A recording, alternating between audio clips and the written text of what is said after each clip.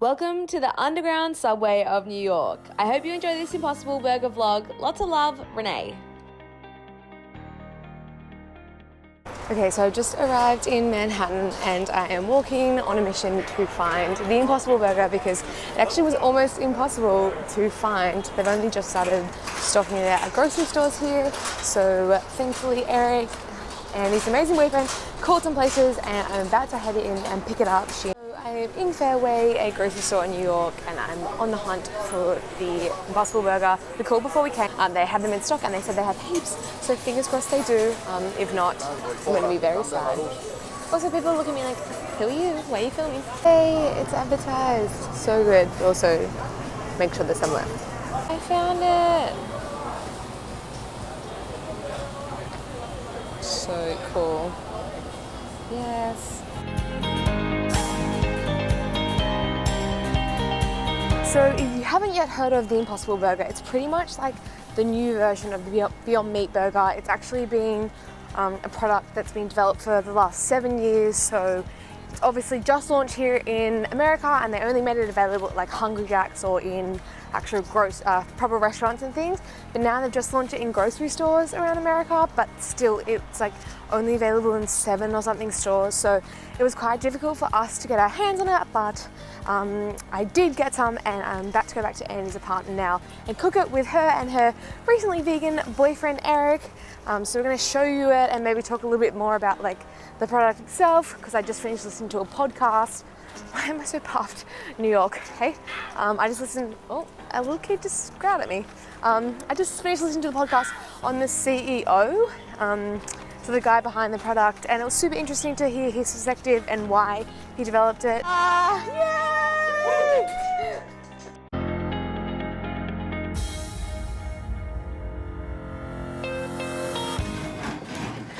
Hello, I'm David Attenborough, and today we're in Andy and Eric's kitchen, cooking. There's a native Eric in his natural house. Alright, what's actually in the Impossible Burger? Got water, soy protein concentrate, coconut oil, sunflower oil, natural flavors, and then all of the other things are pretty much minimal. There's like potato protein, yeast extract, food starch, soy reneebuckingham. Soy reneebuckingham is actually the thing that makes it bleed. Okay.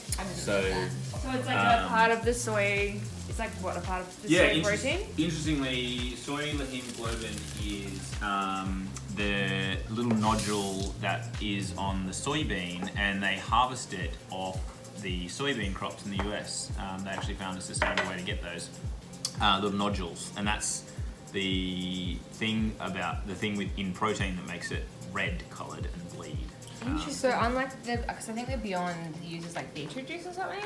So this is actually like So this one actually scientifically versus I guess like just being coloured a bit red. Yeah. Like actually causes it to bleed out. The level of science. Oh my god, behind... I wasn't filming this. Oh no. No, I'm kidding. Oh. The level of science behind the Impossible Burger is like crazy. It's like, and they've improved it already. Like they've improved from recipe 1 to recipe 2, which they continue to do and refine. Just by the way, their, this is really fun, and it would be good if you lived here, so we could just do this every weekend. Imagine! Could you imagine? I would actually love to do vlogging more often if we like had someone else that would be like into it. We could just do it, the three of us. Yeah. Like Anyone lives in New York and wants to vlog with Andy, submit below. Alright. Oh my god, it literally looks like me. Does it smell like me? Oh my god, it smells real. It's too real. Very realistic. Alright. Oh, yuck. I don't know how I feel. I feel like you need some more in that one. Okay. Are you sure? Yeah, it says 3, but now I understand why. Yeah. Oh. Do you reckon if I ate some raw that I'd die? No. I don't think it would taste very good. Eric's gonna be on cooking duty. How do you feel about that? No pressure. I am excited. This is what I was made for. To cook making Impossible Burger. burgers. Do you reckon that even this one looks like I a want big it to go. be bigger. Yeah. Maybe just put a little bit in the They're oven. pretty small baddies, but I shouldn't be able to Yeah. get that washing hand shut. It's important. I hate you that bad. She's gonna edit that out. No way, that's going in the final cut. Dairy-free cheese for you. It's orange because cheese in the US is orange. Yeah. Cheddar. Yeah. I was like, Dairy. fine. Or it's mainly just when I see it's mainly just when I see Andy chopping sweet potato or pumpkin with a knife, and it's like rocking like this, yeah, and I'm like, me, no, yeah. just let me just, and I just cut it. I just worry that it's Let's cook it. So it does instruct you on the package how to cook it, but we just chucked it in a pan on a medium heat with a bit of oil and let it do its magic.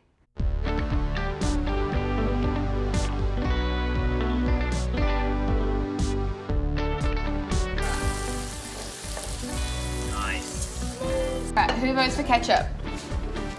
I will go ketchup. Okay. And mustard? No. I like some mustard. Yeah. What about some pumpkin spice?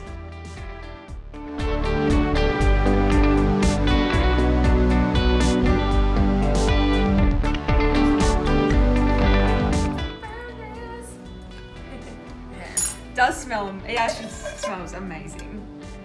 Smells like. Should I put the cheese straight on? I reckon. Yeah. Cool. Hopefully it tastes good. I'm gonna try this a little bit. It's too real. It actually tastes like Macca's. Like, Really? yeah. When I was like, I haven't had Macca's for like 10 years. Alright, I reckon. Oh, Onion? the onion. Yeah. Do we need to melt these? I feel like they should be melted. Just like, you could chew from down. That'd be really good. Right. What about the spice rack behind you though? Oh, this is an installation That I installed. by Eric. This is not sponsored by Amazon, guys. Amazon Basic Spice Rack. Not yet. One day. Alright. Oh dear. Okay, so we ended up putting the burgers with the cheese in the oven just for about 5 minutes. And of course, we made some sweet potato fries because what's a burger without some chips? Yeah. It's okay, she's the narrator. I'm the director, actually. That's a lot of onion. Oh, that can be You don't mine. have to use it all up, babe. We're trying to create a lot of things in We're this burger. saving the environment. True. Yeah, we can have onion for breakfast. That's fine. Yeah. Alright. So we've got tomato sauce, tomato sauce, Ketchup. and then ketchup. Yeah, cool. Sorry. Okay, I gotta come over and do it. Alright. Okay, you. Alright. I just like. You're out. I You've been thought fired. that would be better. Job's over. Tag out.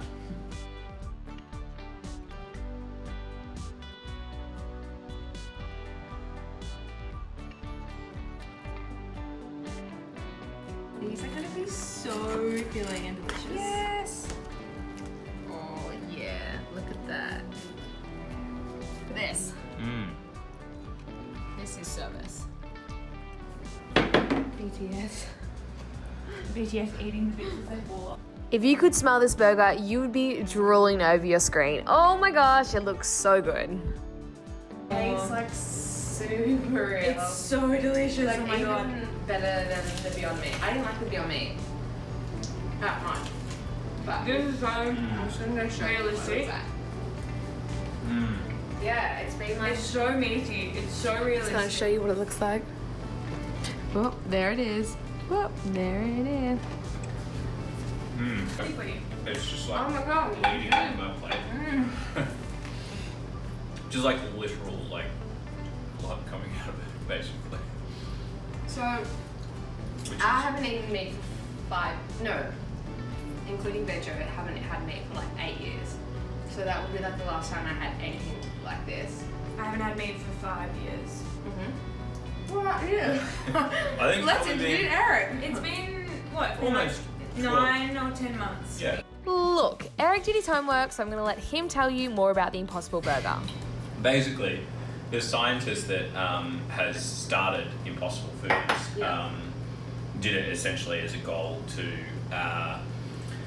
what is the biggest challenge to humanity? And he realised that the biggest challenge was getting everyone to turn vegan.